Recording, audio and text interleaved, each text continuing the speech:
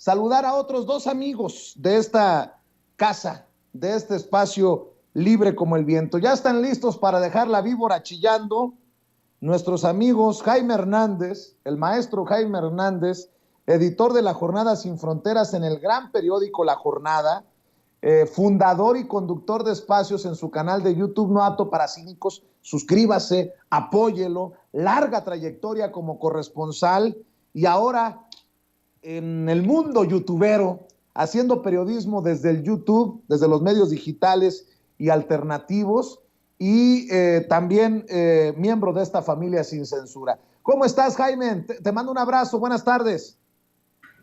¿Cómo estás, querido Vicente? Aquí, listo para lo que tú me digas. Gracias, Jaime. Y también saludo a otro maestro, escritor, máster en Derecho Comunitario Europeo y miembro de esta familia sin censura, José Alfredo Gutiérrez Falcón. Querido José Alfredo, también para ti un abrazo. Hola Vicente, ¿cómo estás? Querido Julián, un abrazo.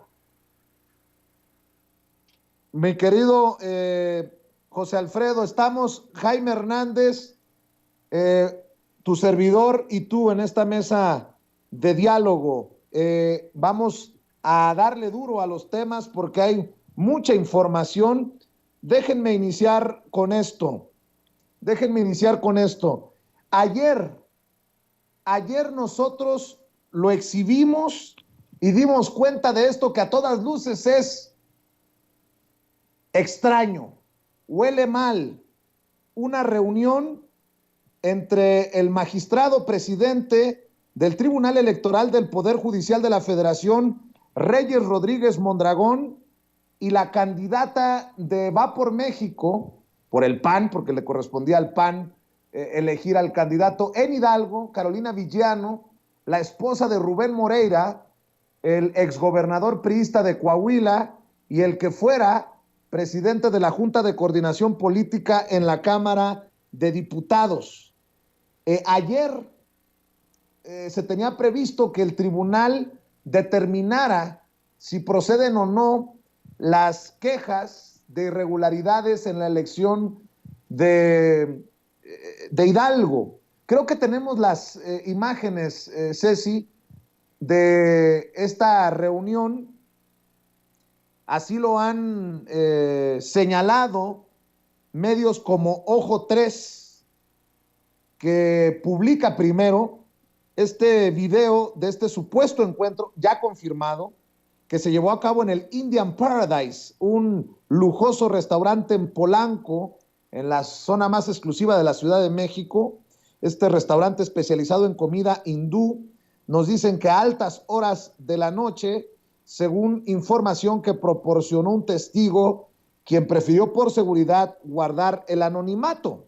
Ayer que lo mencionábamos en Sin Censura, también señalábamos que el director general de Comunicación Social del Tribunal Electoral del Poder Judicial de la Federación, José Luis Alcudia Goya, envió un documento, una carta al portal de noticias Ojo 3 y dice: en relación con la nota sin firma publicada en su portal de noticias Ojo 3, en la que se refiere a una reunión del magistrado presidente de la Sala Superior del Tribunal Electoral del Poder Judicial de la Federación con Carolina Villano, es necesario aclarar lo siguiente. 1.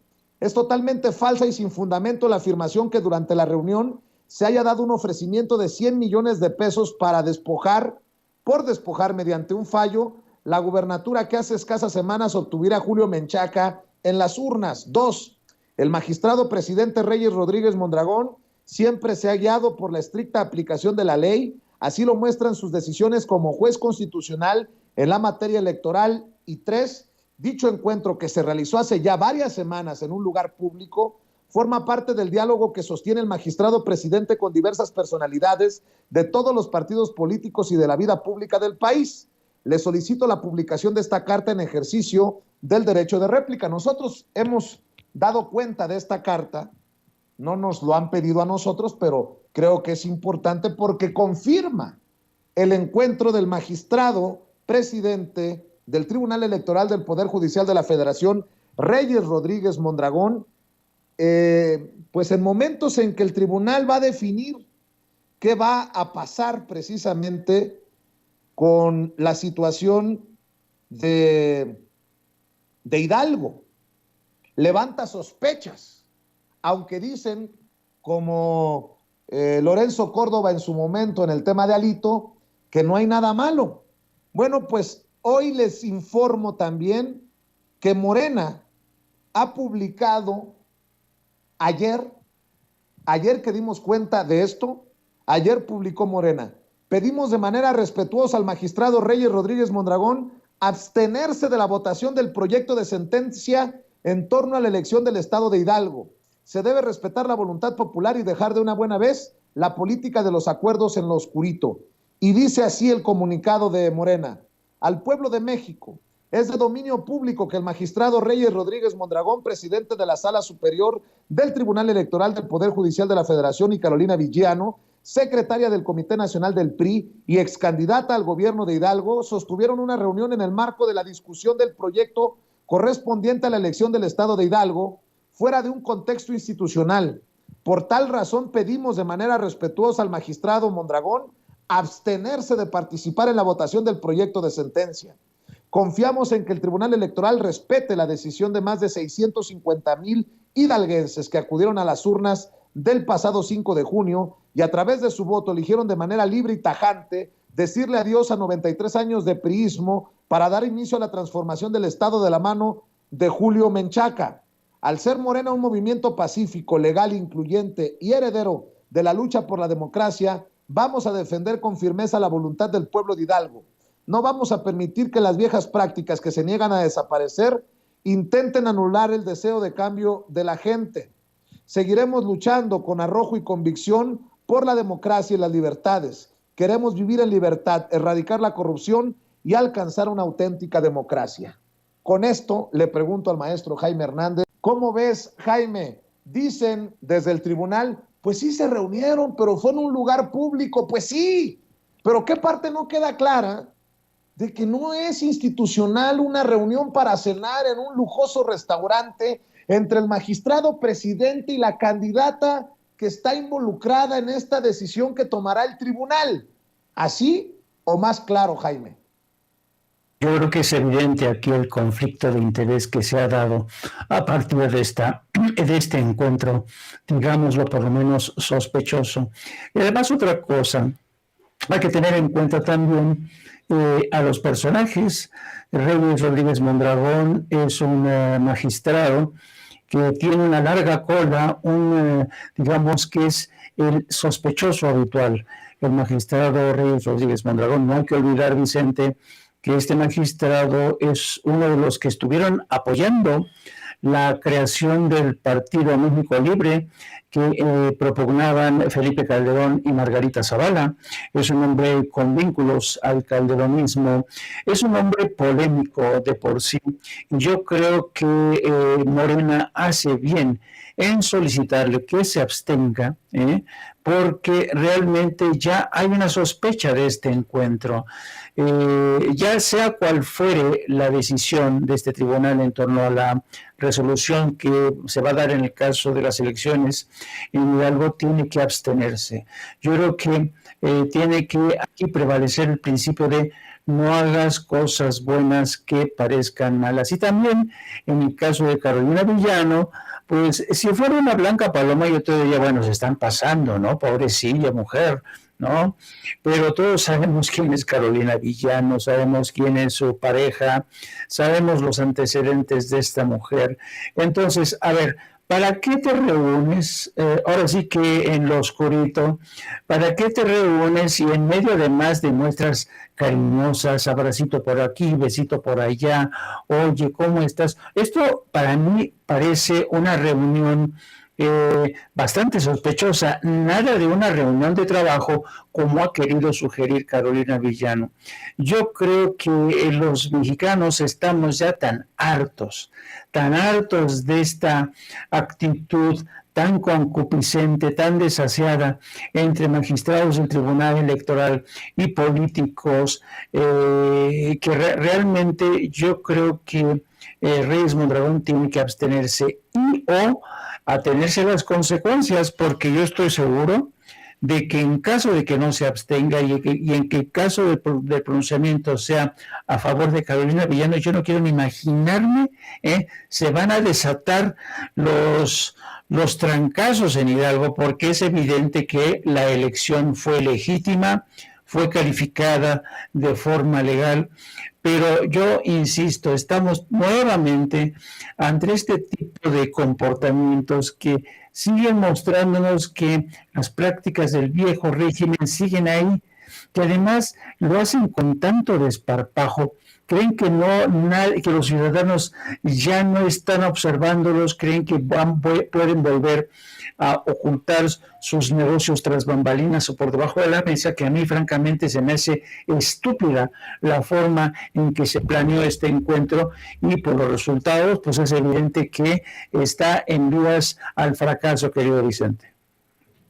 Y fíjate nada más este tema, Jaime, cómo pues le ha dolido a Carolina Villano, y ha dolido también en el tribunal, y ha dolido en todos los círculos que amerite doler, lo que hemos exhibido medios como Sin Censura desde ayer.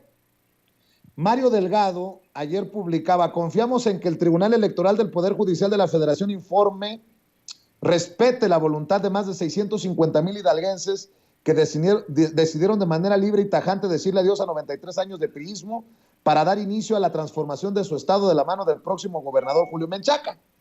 Carolina Villano escribe: Mario, no le tengas miedo a la justicia, deja de presionar al Tribunal Electoral del Poder Judicial de la Federación. Tu actitud es misógina y muestra el miedo que le tienen a que salgan a la luz sus argucias y la guerra sucia. ¡Ah, carambas! ¿Y la cenita con el magistrado presidente qué? ¿Como que a cuenta de qué? ¿Como que por qué el magistrado presidente del Tribunal Electoral del Poder Judicial de la Federación se va a cenar con la señora candidata, ex candidata del Va por México en esta contienda electoral en la que se va a definir la postura del tribunal? Ayer, hace 2 días, hace una semana, hace 2 semanas, hace 3 semanas. No importa cuándo se haya dado esta cena, mi querido Jaime, pero ya dijo que hasta esa actitud misógina del presidente nacional de Morena, que comparte este comunicado que he leído para la audiencia de Sin Censura. Pues sí, yo creo que la señora Carolina Villano está confundiendo aquí los churros con las canillas. No es lo mismo que alguien te denuncie porque evidentemente estás protagonizando un acto sospechoso. Eso no tiene que ver nada con la misoginia. O sea, siempre pasa lo mismo con este tipo de mujeres. Además, fíjate que a mí hay algo que me repatea, que las mujeres como Carolina Villano, que han adoptado todas las malas mañas de los políticos hombres del PRI, se defiendan con el escudo del escudo de la misoginia. En verdad, francamente, esto es un despropósito realmente al término de la misoginia, que es realmente un ataque contra la mujer, sus derechos civiles, sus derechos políticos, incluso sus derechos a la igualdad.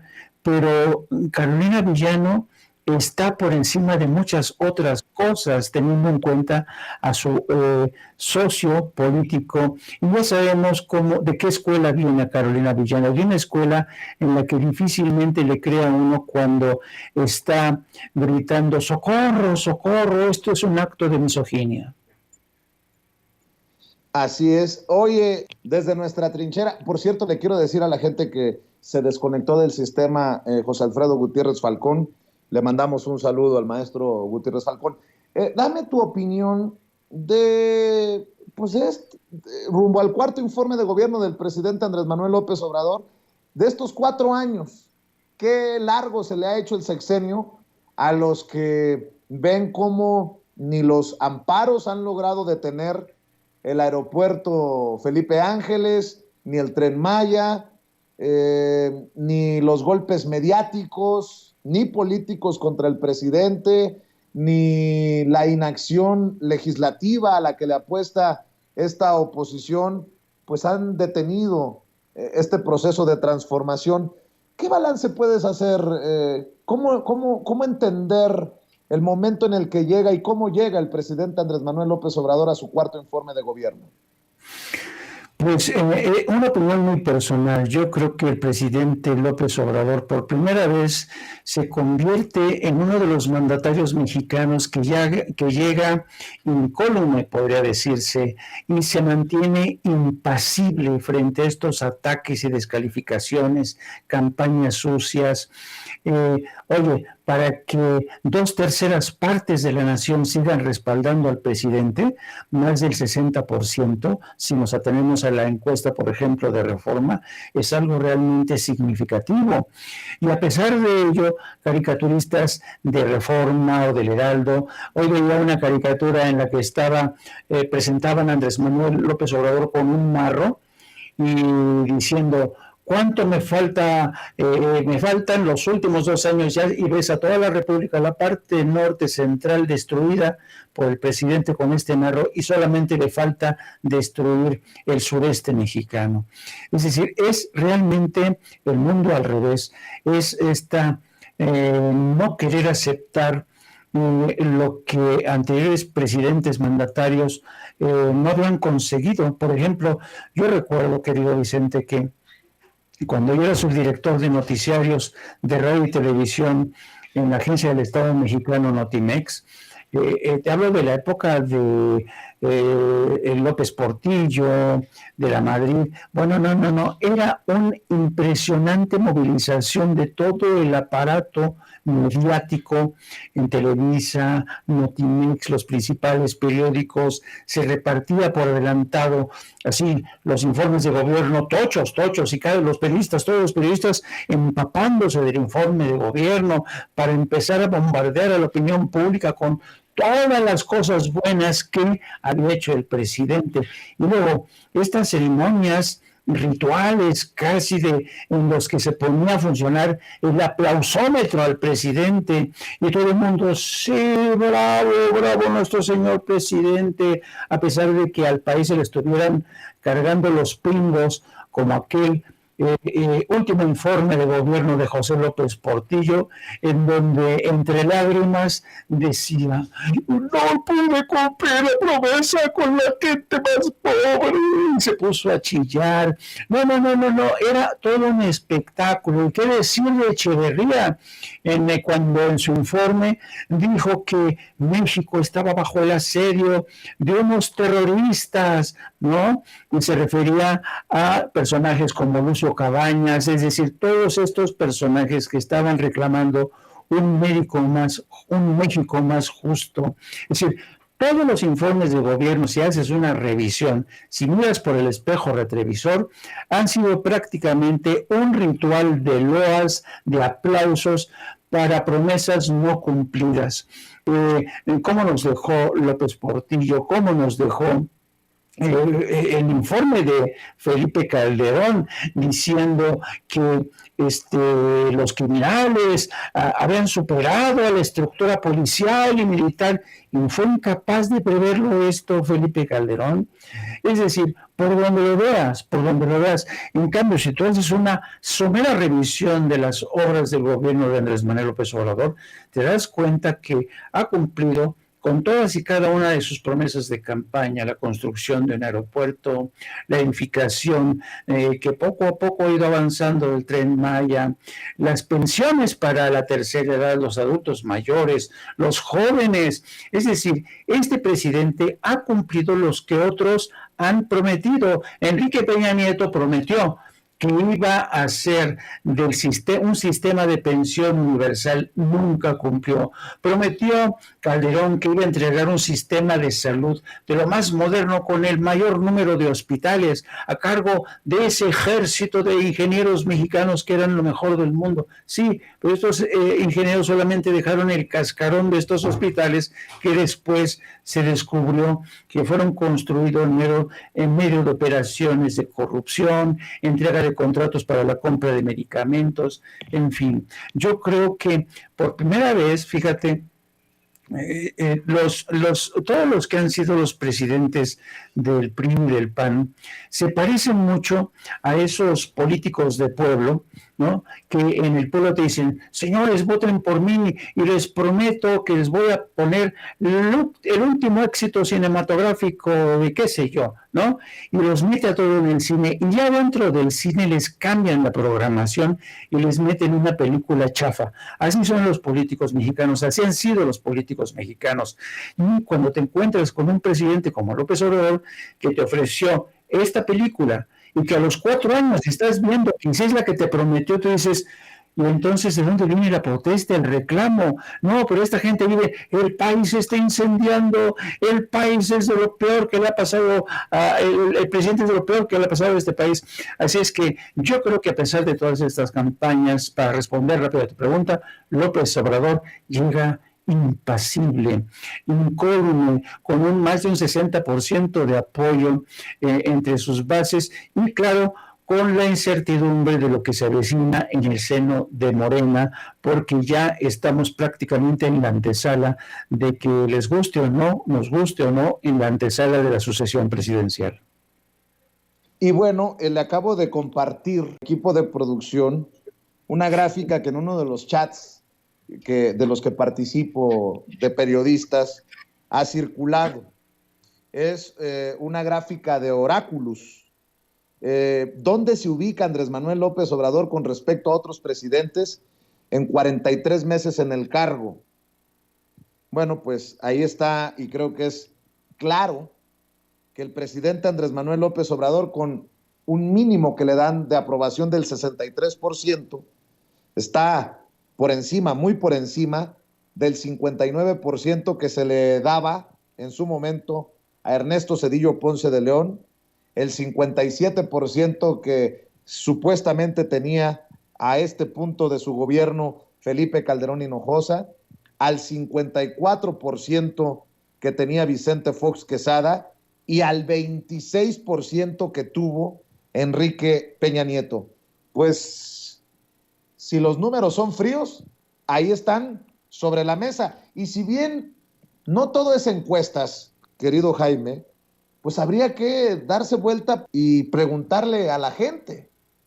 Obviamente hay expectativas no cumplidas en el tema de seguridad, pero si somos sinceros en el análisis, pues tampoco el tema de seguridad estaba para resolverlo en 3 patadas, Jaime, solo enfocándome en el tema de seguridad. Y también, pues le tenemos que explicar a la gente que tiene esta oposición, sobre todo legislativa, el presidente, que no quiere avanzar y todo es en contra de lo que diga el presidente, ¿no? En su momento defendieron a las Fuerzas Armadas en la calle y ahora están en contra de que la Guardia Nacional pase a la Secretaría de la Defensa Nacional. Pues diría el clásico copetón, ningún chile les embona, Jaime. Sí, es fascinante realmente. Yo recuerdo que antes, precisamente en las reuniones editoriales que teníamos para ver, porque generalmente este fenómeno del desgranamiento, de cómo se pulverizaba la imagen presidencial en el 4º año de gobierno, generalmente antes, por ejemplo, se decía, la imagen presidencial se comienza a pulverizar en el 5º año de gobierno, ¿no? Hasta el 5º año. Después, esta figura presidencial comenzó a desgranarse mucho antes, al 4º, incluso al 3er año de gobierno. Entonces, ¿qué es lo que se decía en aquel entonces? Pues es que los políticos ya no duran lo que antes, ¿no? Y me acuerdo muchísimo que cuando ya López Portillo, por ejemplo, estaba prácticamente de capa caída en el 4º informe de gobierno, la gran preocupación de quienes dirigentes de gobernación, la política informativa, era, por ejemplo, dice, ¿cómo hacemos para catapultar la imagen del presidente que se nos ha ido todas las cifras hacia el sur, todas las cifras a las bajas, para evitar que, por ejemplo, que líderes como en aquel entonces Fidel Velázquez cobraran fuerza y se convirtieran realmente en una amenaza al sistema, al propio sistema político, ¿no? Entonces, era un trabajo, haz de cuenta, se ponían a inflar la imagen de la Madrid de López Portillo con tal de que no se viniera abajo frente al resto de sus interlocutores políticos, sindicales y empresariales, ¿no? Ahora, fíjate nada más, ahora ocurre exactamente lo contrario, cuando tienes un presidente que por más piadas que lancen, lo están pidiendo todo, lo que hacen los medios de comunicación, desde el sector empresarial, mediático, de la oposición. Ahora el presidente no le pasa nada. Entonces es increíble de qué está hecho López Obrador, de qué está hecho este personaje. Y el presidente lo ha dicho una y otra vez, mi mejor escudo es la honestidad. Es la honestidad. Entonces, y ahí te das cuenta cómo López Obrador recaba este apoyo desde la base con un pueblo que lo ama. Yo no había visto un fenómeno como el que vemos, querido Vicente, en el que el presidente se baja en cualquier pueblo, sin Estado Mayor, y la gente se le aproxima. ¿Sabes? Realmente es un fenómeno en sí, López Obrador. Es como una estrella de rock de la tercera edad y por eso llama tanta la atención dentro y fuera de México. Así es que yo no lo hago, en serio, cuando tú ves las cosas en perspectiva histórica y lo comparas con los presidentes anteriores, cómo era el ambiente, la atmósfera, y la comparas con el hoy, con el presente, con López Obrador, tú dices, perdónenme, seguramente me van a decir que soy un lamehuevos, pero no, perdón, yo soy periodista y tengo que tenerme los hechos, es lo que veo, porque veo este esfuerzo descomunal de muchos medios de comunicación para negarle el pan y el pan y la sal al presidente en su cuarto año de gobierno.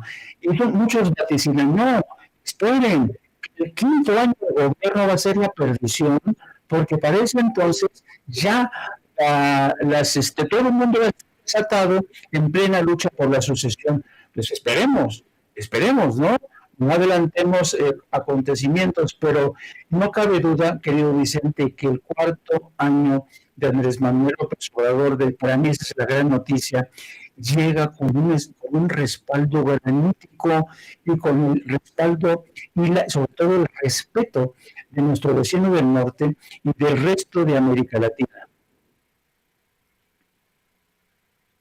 Por cierto, no porque sea día de informe se detienen las cosas en este gobierno. Estaba viendo esto que no le va a la oposición ni a los intereses que defiende la oposición. Desconecta el gobierno la planta de la española Iberdrola en Altamira, Tamaulipas. La central Enertec de Iberdrola en Altamira fue desconectada hoy por el SENACE tras la negativa de las autoridades para renovar su permiso.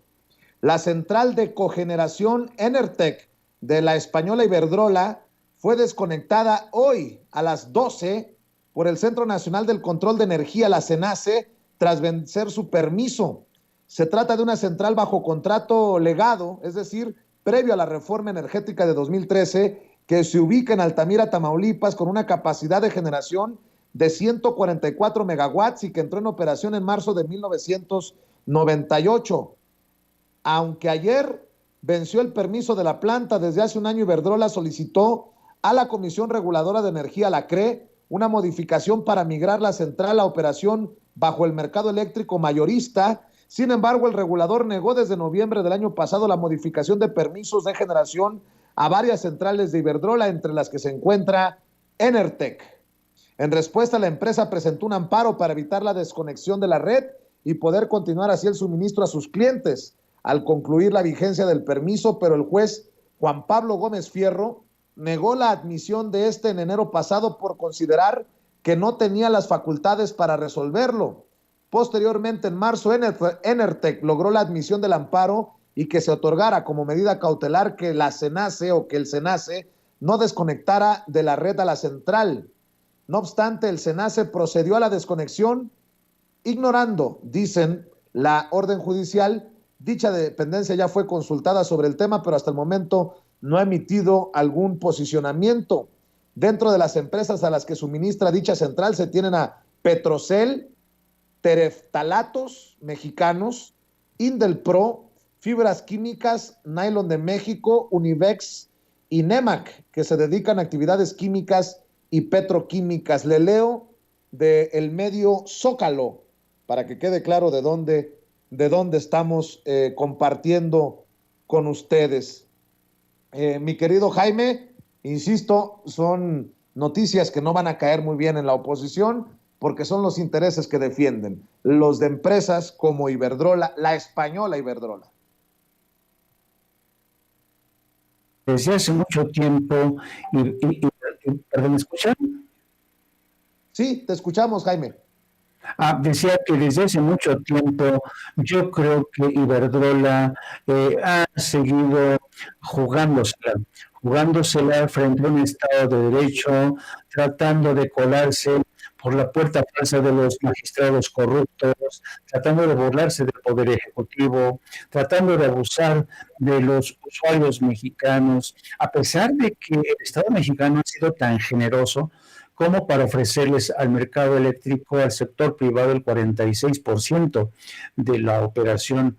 Entonces, yo creo que esto no se trata de xenofobia contra empresas extranjeras, que es como lo siempre han tratado de presentar en España. Esto no es una competencia desleal desde el Estado, un Estado generoso que les dicen quédense con el 46%. No, pero esto es realmente una decisión que tiene que ver con el mal comportamiento de una empresa que no tiene, por lo visto en sus normas, en sus códigos, no existe el principio de responsabilidad social. Entonces yo creo que el Estado mexicano, de estas carencias de esta empresa que se coludió con partidos políticos, con magistrados, el Estado mexicano tiene que salvaguardar la integridad de los usuarios mexicanos, porque si el Estado mexicano se da de baja en este tipo de acciones y permite que una empresa como Iberdrola le siga rascando, ya sabes qué, pues entonces el Estado queda muy mal parado, pero lo peor es que esto afecta directamente a los ciudadanos que una vez más verían cómo se quedan en el desamparo, en la orfandad. Yo creo que por primera vez estamos ante un Estado de Derecho que, a pesar de todas las fallas, a pesar de todos los cochupos que sabemos que existen en el sistema judicial, por lo menos tenemos un ejecutivo que está poniendo atención. Y hemos visto cómo el presidente en las mañaneras recientes ha lanzado aviso a navegantes diciéndoles que ya han presentado ante la Suprema Corte los casos más significativos de magistrados que han beneficiado al poder del dinero, al poder corporativo. Entonces, se me hace muy interesante que esta decisión se produzca precisamente en ese contexto.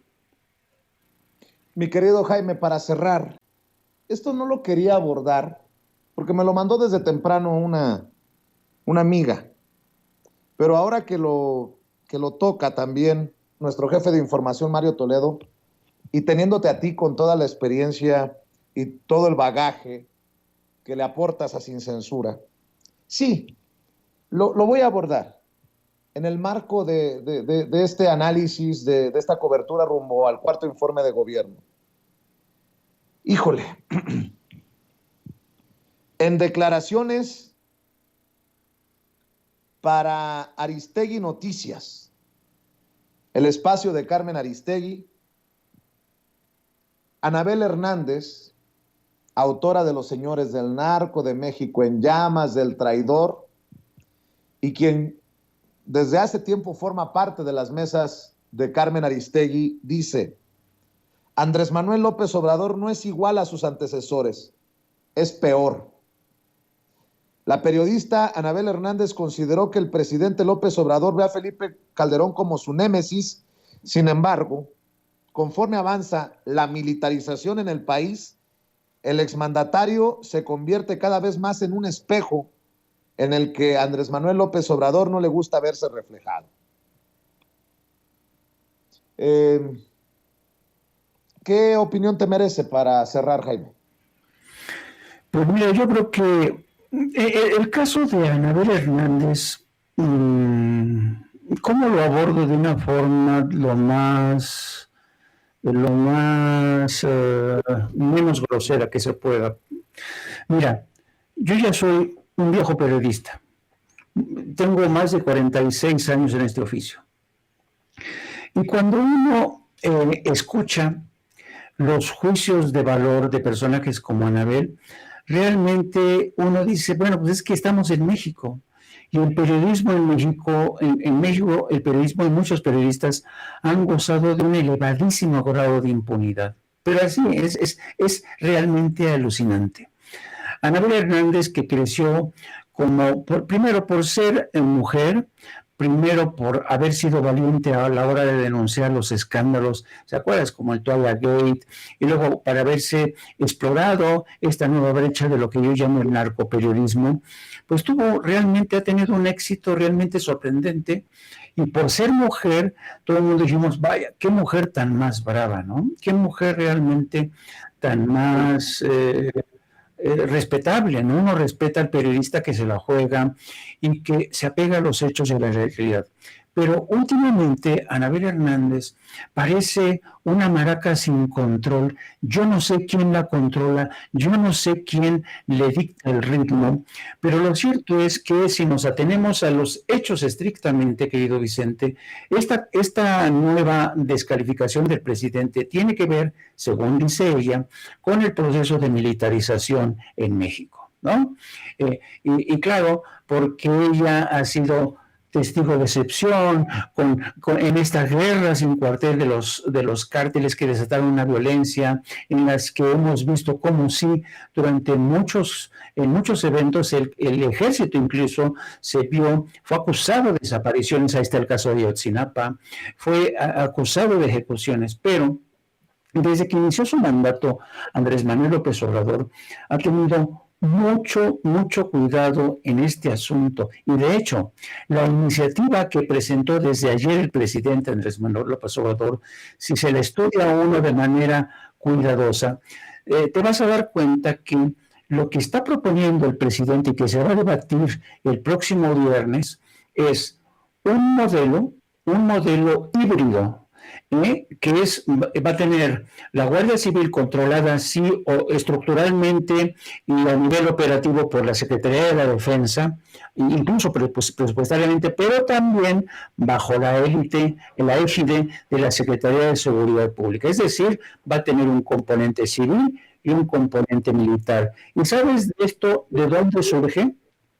Es el mismo modelo que tienen la Guardia Civil Española, la Gendarmería francesa y los Carabinieri italianos. Es un híbrido. Tú estudias los tres modelos, yo ya los estudié desde hace mucho tiempo. Yo fui corresponsal en España, fui corresponsal en Europa, conozco bien el modelo de la Gendarmería francesa, de los Carabinieri, y es exactamente, parece que desde el gobierno de López Obrador realizaron este esfuerzo de realizar un análisis comparativo.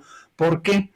Porque es un tema complejo, pero voy a tratar de presentarlo en los términos más simples. A ver, en México, desde que estalló la guerra contra los cárteles de la droga, desde la presidencia de la República han tratado de encontrarle la cuadratura al círculo. Es decir, cómo sacas el ejército, pero también para el corto plazo para sofocar esta guerra desatada que desató Calderón, pero cómo al mismo tiempo buscas un equilibrio y vas preparando a la policía que va a reemplazar al ejército una vez que salga de circulación. Bueno, eso no es posible en estos momentos. Entonces, ¿qué necesitas?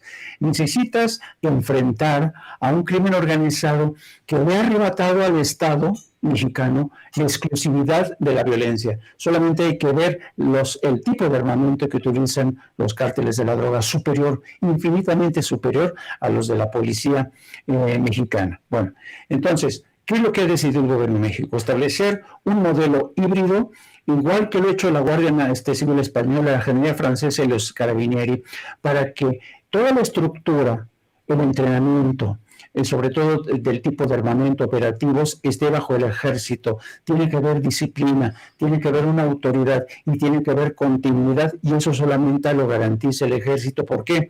Porque supone que el ejército mexicano es una de las instituciones que tienen mayor número de salvaguardas. ¿Se ha corrompido en el pasado? Sí, pero es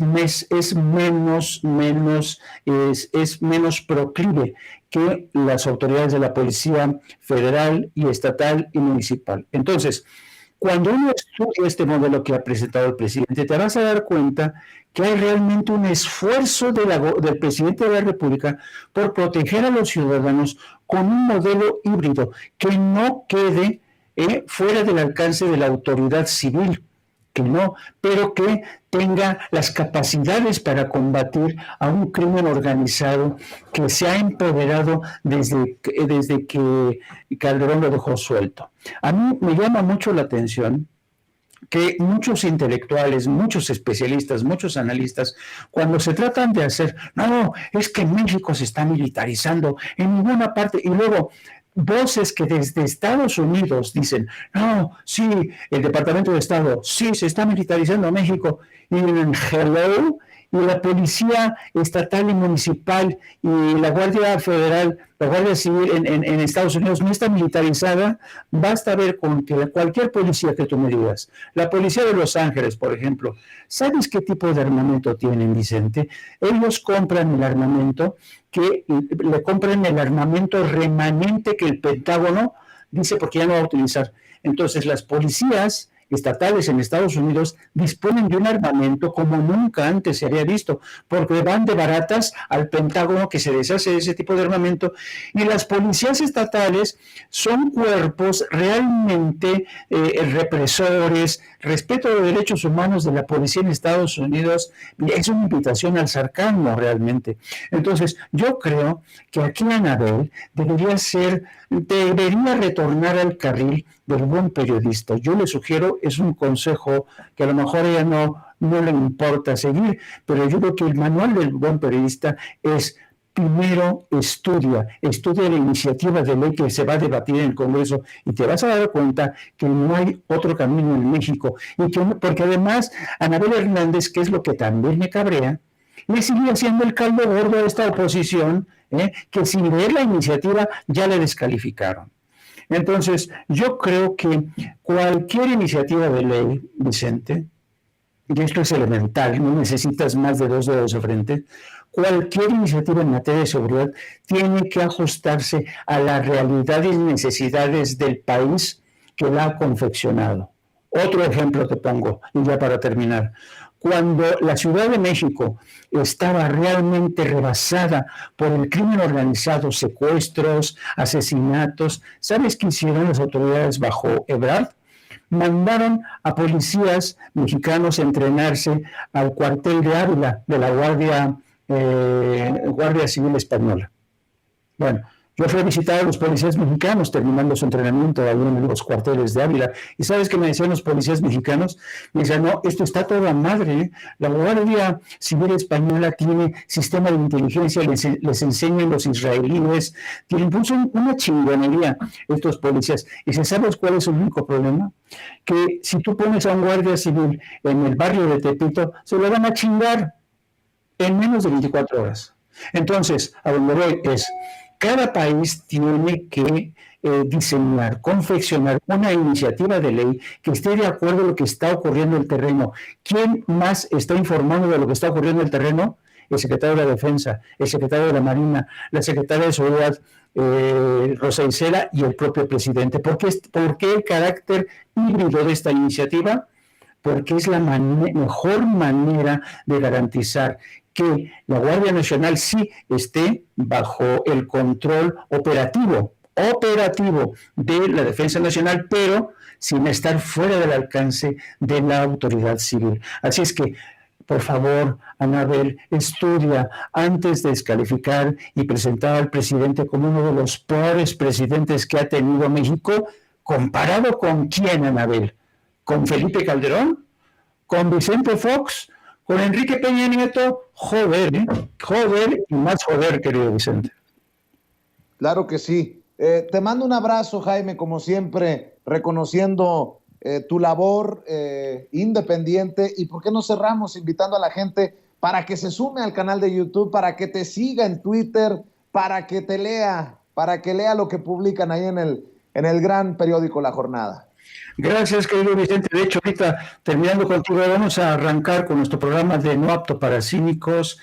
Vamos a hablar mucho de estos temas. Le agradezco, como siempre, a nuestro gran Vicente, que es nuestro socio, nuestro aliado. Ya somos aliados estratégicos, querido Vicente. Así es que nos vemos ya en cuanto termine esta conversación. Arrancamos con Apto para Cínicos. También síganos a través de nuestras cuentas de redes sociales, @Jaime Journo, y a través de la sección de La Jornada Sin Fronteras. Me hago bolas, querido Vicente. Te mando un abrazote. Claro que sí, nos vemos en No Apto para Cínicos en YouTube. Suscríbase, apoya a Jaime Hernández, al maestro Jaime Hernández. No Apto para Cínicos, así se llama su canal. Hay que respaldarlo, hay que hacerlo crecer, hay que pagar con amor. Amor, tanto compromiso con las audiencias como la que tiene el querido Jaime Hernández.